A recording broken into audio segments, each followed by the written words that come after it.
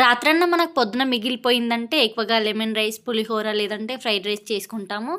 ఆ విధంగా కాకుండా అప్పుడప్పుడు ఈ విధంగా పుదీనా రైస్ కూడా చేసుకోండి. టేస్ట్ అయితే మీకు ఖచ్చితంగా నచ్చి తీరుతుంది. ఎలా చేయాలో ప్రాసెస్ అయితే చూపిస్తాను మీకు. ముందుగా మిక్సీ గిన్నెలో పచ్చిమిర్చిని, కొత్తిమీర, పుదీనా, పెరుగు వేసుకొని మెత్తగా గ్రైండ్ చేసేసుకోవాలి. తర్వాత ఒక కడాయి పెట్టుకొని 2-3 టేబుల్ స్పూన్ వరకు ఆయిల్ని వేసుకోవాలి.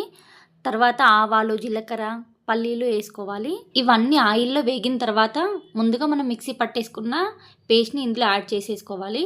ఈ పేస్ట్ని కొంచెం ఫ్రై చేసుకున్న తర్వాత కరివేపాకుని కొంచెం సాల్ట్ వేసుకొని ఫ్రై చేసుకోవాలి.